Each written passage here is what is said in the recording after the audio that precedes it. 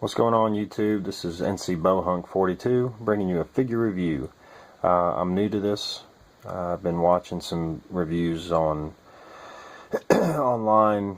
Big fans of Shartimus Prime, Sean Long, Century, Glenn Webb, and a bunch of others that probably aren't nearly as big as those as the following that those individuals have, but I've learned a lot from watching them. I really enjoy them. I'm big fans of all of them, so I figured why not? I'll just give this a shot myself.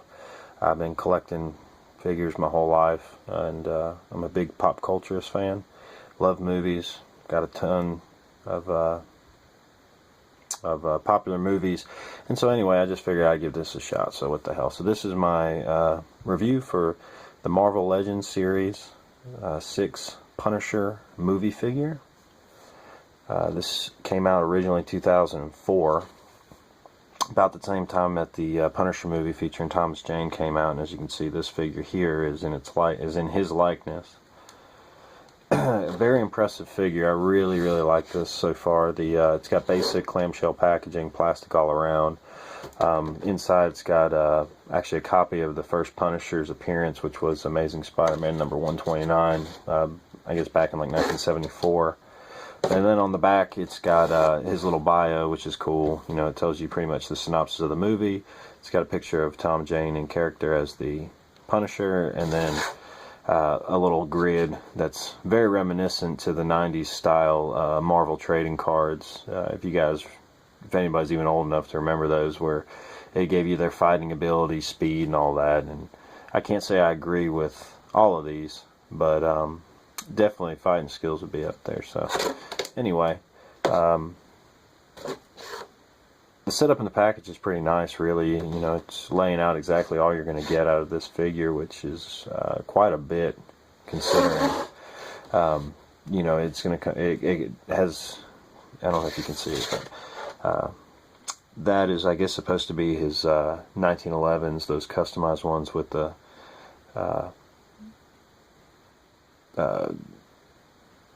I guess it's a muzzle. I think it was like a muzzle suppressor or something he had in the movie that made it look really cool. And then he's got a carbine rifle, a bazooka, and looks like an M60 machine gun. And then his leather jacket's loaded out with magazines, and you can see the detail, and there's like bullets in them, so it's pretty badass, really. But we'll open this up and see what he looks like outside the package. So here's Tom Jane out of the package. He looks, I think this is one of the best figures I think I have ever seen for the time that it was made. The figures now probably go into a different process than what they did back in 2004, almost 10, 11, 12 years ago. But as you can see, it's pretty good.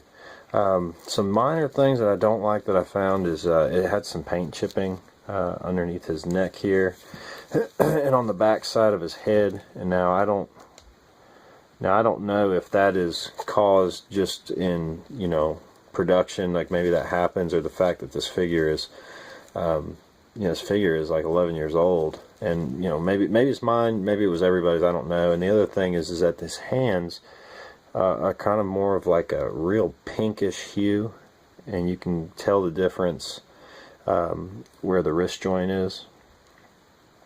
That the wrist joint actually matches his face, which is lighter, and his hands are like pink, so it kind of looks a little funny. But anyway, the accessories are really cool. They did a great job on all these with the silver brushing on here to give it that gunmetal look. And that's pretty accurate as far as what I'd imagine what one of these look like in real life. The M60 is pretty cool. One thing I wish that it had was a maybe like a swivel here where you could fold this in or put it out. But again, did a great job with some of the brushing. This one doesn't have a whole lot to it.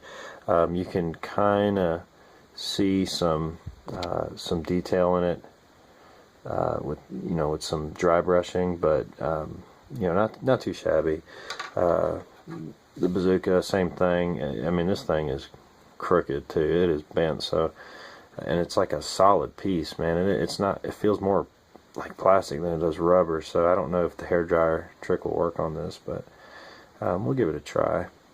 And then of course the pistol, which it doesn't look like a 1911 Colt 45. It more looks like a Springfield XD to me, but I mean it's a pistol. You know, they did with that muzzle suppressor. It's pretty cool. You know, I mean it is what it is. And the ejection port they painted silver as well, which I like. And even the hammer. I mean they did their due diligence on this, trying to make it as accurate as possible. And I'm not totally sure, but I have the Winter Soldier version of Red Skull, and he came with like a red pistol. And I almost think I'm curious if they just mass produced these and kept these all the way from 2004, because I'm pretty sure this is the same pistol, but his is just red. And then it came with this Punisher base too, which has the emblem from the 2004 movie. And let's see, on the Punisher, he's got looks like some grenades.